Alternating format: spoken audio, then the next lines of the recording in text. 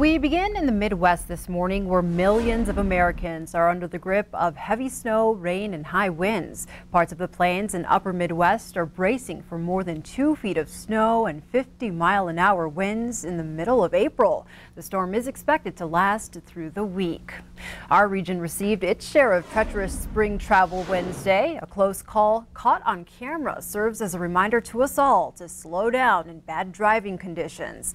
Take a look at this video captured by Montana Highway Patrol Trooper Calvin Jimerson. It happened around 7:15 Wednesday morning at the King Avenue exit of Interstate 90. You can see a semi stalled on the highway and a service worker helping out. Then a Chevy SUV failing to obey Montana's move over law, sliding down a wet highway and stopping just in the nick of time. Trooper Jimerson says the driver wasn't ticketed, but drivers who enter a cone zone like this and fail to slow down and move over face an $85 fine. Community members and Billings School District 2 students are teaming up in the name of education. They're pushing for a mill levy that'll appear on next month's ballot. The levy dollars would update textbooks and tools for learning and fund counselors to help students develop careers and college pathways. If passed, the operational levy would increase property taxes by $10 on a $200,000 home. On Wednesday, supporters talked about changes that have made for different challenges for today's students. We are not preparing kids well enough to enter the workforce, and we're not preparing kids well enough to enter college. I think that School District 2 does generally a very good job, but I think that we can be doing a better job. This isn't just a levy we're after a paradigm shift. The need in society for to replace the workers and employees that is currently happening. We have an opportunity for our students to introduce careers to them like we've never had before. This group is energized. I'm really impressed with the student leadership, making a very strong value proposition that we need to be a community that gives the students the best opportunity to succeed, and I feel like we're off to a good start. The mail-in election is May 8th. If passed, it would be the first high school mill levy in 12 years. Students are holding a rally next Wednesday at 4 o'clock on the Yellowstone County Courthouse lawn. Billings police are looking for the suspect who robbed a casino Wednesday morning. They were called to the Lucky Lil's Casino on King Park Drive shortly after 8 o'clock. Police say the suspect, described as a white male in his late 30s to early 40s, escaped with an undisclosed amount of cash in a dark-colored pickup truck. The suspect was possibly armed, but no one was hurt in the incident. An ongoing investigation in Wheatland County is getting the public's attention surrounding a group of horses allegedly left to starve. These are photos sent to us by viewers. The sheriff's office is investigating, and the county attorney's office tells us this has been an ongoing issue for years. The horses are a part of a group of roughly 19 grazing in the area of Yellowstone Basin Acres near Shawmut on Canal Road. No one has been charged, but currently the sheriff's office is tracking down the horses and trying to get them care. We're told the horses were put there by various owners and left to graze. However, the winter and vegetation have left little for the horses to eat. Technology has changed the way we do almost everything. It's no different for Yellowstone County Disaster and Emergency Services, which is trying new technology to alert you. Q2 Samantha Sullivan has more on the Code Red system. With just the download of an app, emergency alerts will now come right to your phone. If there's a public safety issue, an evacuation order, a flood, a hazardous material spill, a severe weather, those are very typical of the types of alarms that you'll get. This new technology will eventually replace the county's sirens, which Williams says are more expensive and less informative. The sirens don't give you any information, and they only go off for severe weather events. But what if we have a hazardous material or a flood or a criminal activity or any of the other stuff? We have no way of knowing. While the app is convenient for some, you can also register a phone online or sign up with an email address, making alerts accessible to almost everyone. In Yellowstone County, our current siren system only covers 0.7% of the land area. So with Code Red, we're able to reach well over 95% of the people. The Code Red system is free for users, but will cost the city and county about $25,000 a year. Williams says that number is still less expensive than the sirens, which can cost about $30,000 a piece to buy and doesn't include maintenance. In Billings, Samantha Sullivan, MTN News. And Samantha tells us the next county emergency test will happen on April 17th. There will be a siren test and a test of the Code Red system. To sign up for free, you can find a link in this story on our website, ktvq.com.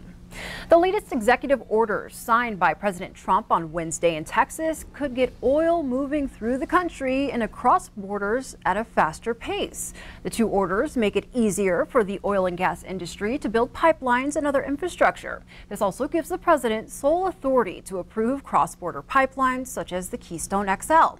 One of the orders directs the Environmental Protection Agency to revise the way that states can consider the Clean Water Act in the process. As I've said from day one, American labor will always have a friend in the White House. You know that. I've proven that. Jobs are at an all-time high in the history of our country. Unemployment is at a 51-year low. We believe in two fundamental rules: buy American and hire American. As energy prices have risen over the past several months, Trump has called on OPEC, the organization led by Saudi Arabia, to help reduce the price of oil in the United States.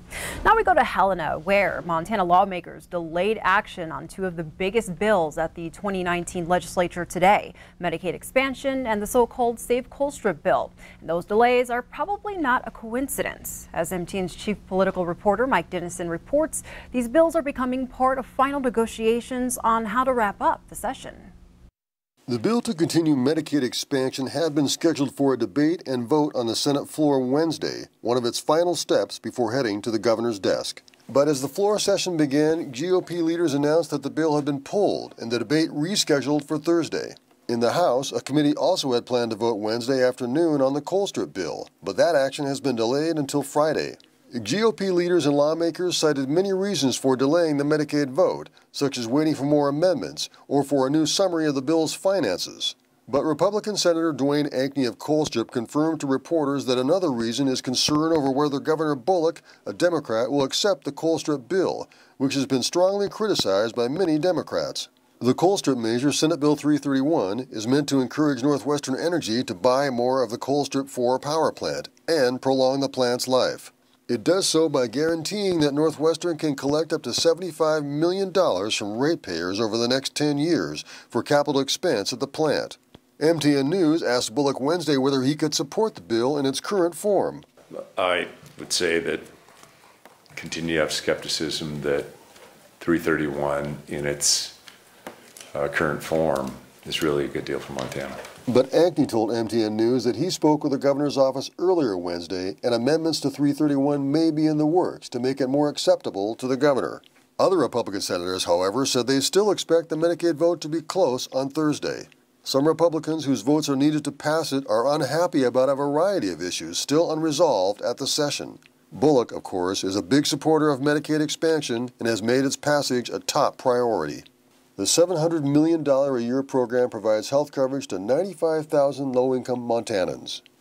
So, welcome to the last 2 weeks of the session, when tempers get short, votes get close, and deals get made. Or not. But whatever happens, I think we'll be talking about both of these bills until the bitter end. At the Capitol, Mike Dennison, MTN News. Lawmakers also need to pass a state budget and wrap up some other major items as well before the final scheduled day of May 1st.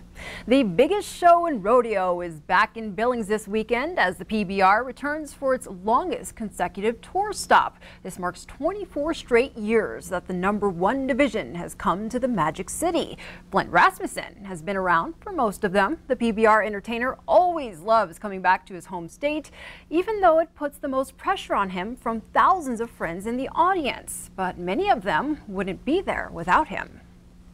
A couple of years ago, I went to the marketing people of the PBR and I said, you need to market this different. The Billings event is the smallest market we go to all year and the longest running tour stop. I said, you can't market to just Billings. You got to market to North Dakota, South Dakota, Wyoming, Kalispell, Missoula, and they started to do that. I don't know that the rest of the country understands. People drive 8-9 hours, go to the PBR in Billings. So seeing people we know, we can talk school mascots. I will say this, I will admit, there's a little pressure. That's the one event I get a little nervous. people saw me like in Absorki and Gardner. They're expecting all that. They're expecting me to still be 28, which I'm pretty close, but not quite. Well, he sure still moved like he is. You can still grab tickets from the Metro Park box office or at the official Metro Park website. Bull riding action takes place Friday at 7:45, Saturday at 5:45, and Sunday at 1:45.